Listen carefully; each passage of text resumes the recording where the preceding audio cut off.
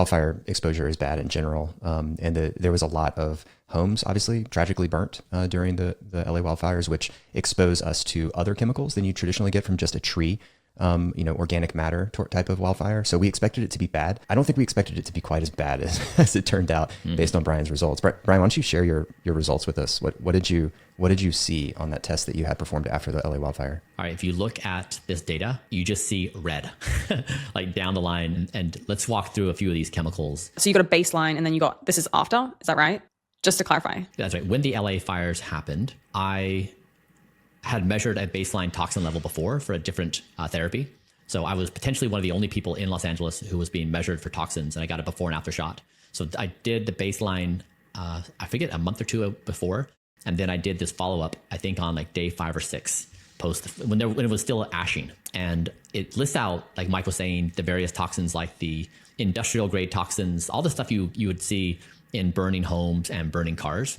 And it just basically loaded up my body with every single toxin they measured to between the 75th and 95th percentile for intensity. And what was really interesting is that the toxins that we saw elevated make perfect sense when we think about what was happening, right? So homes were burning. So you were being exposed to things like phthalates, which are plasticizers, which basically just means they're chemicals added to plastics to make them soft and more flexible. And these are things like MEHP, MBP, all things that we would see from burning homes. When homes burn, tons of plastics are burning. We were seeing a lot of increase in VOCs, again, from other burning organic materials. And these are things that we would also see from like burning solvents, from household products like cleaners, foams, and sprays. And both of these, the plasticizers, as well as the VOCs, have lots of terrible effects on the body. So things like reproductive developmental issues, increased risk of developing asthma and allergies, carcinogenic,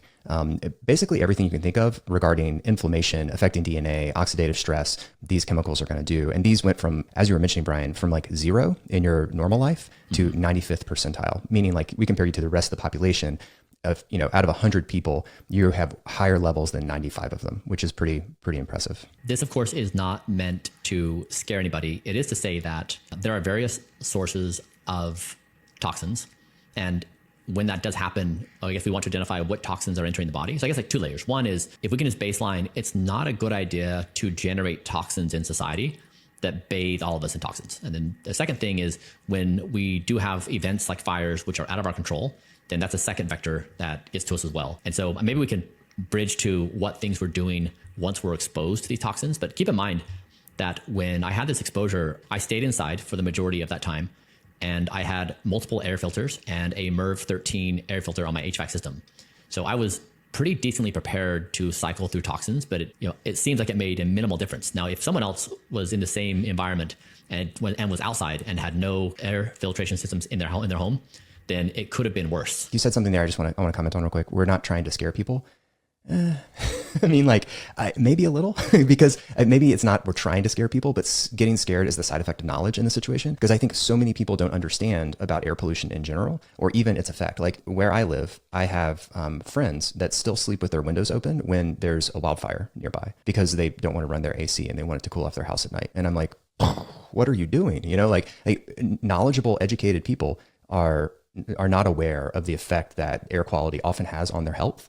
And that's a problem we need to fix. And so if some people get scared, I don't know, not that big of a deal to me in terms of educating people and helping them understand how to take better care of themselves. Yeah. And what we're trying to do in society is say, one, there are things that are within your control, our control collectively, like fireworks. There are things that are outside of our control. Don't be scared of those things happening, because throughout history, this has happened time and time again. The only difference here is that we know, and we're going to learn from it.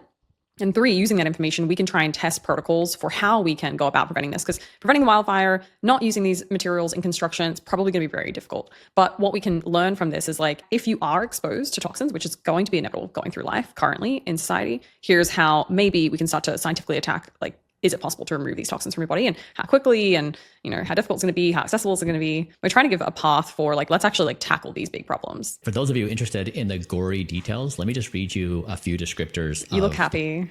I mean, some people are going to want to hear this. One of the toxins that showed up in my body is called HEMA. And so my levels went from undetectable to a 5-fold increase, 95th percentile, 23 micrograms per gram. And so HEMA is a derivative of vinyl chloride coming mostly from the fumes of burning synthetic floors, pipes, and wirings, PVC. Both vinyl chloride and ethanol oxide are known as carcinogens as well as long-term neurotoxins with acute effects including headache and dizziness.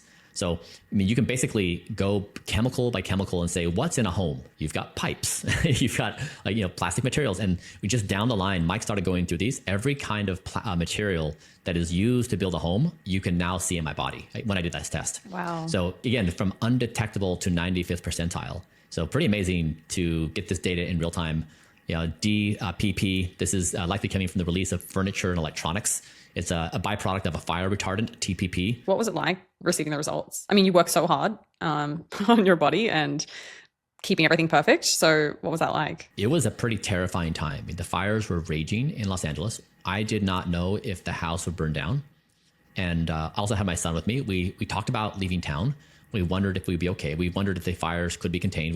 We were not quite sure what to do in retrospect. I think the correct decision would have been to leave town for the toxins. But in that moment, I was really thinking more like, are we going to lose the home and everything we've ever, everything we have? In those situations, you're not thinking of all those things. But when I got the results, after things calmed down, the fires were out, seeing the toxins, it was obviously devastating because we are so meticulous with my health. Like every single calorie that goes into my body, we've looked at scientific evidence, and then just to bathe myself with chemicals, that's the sad part. But there is a next chapter that is actually positive that we can get into, because once I got bathed in toxins, we said as a team, what can we do about the situation?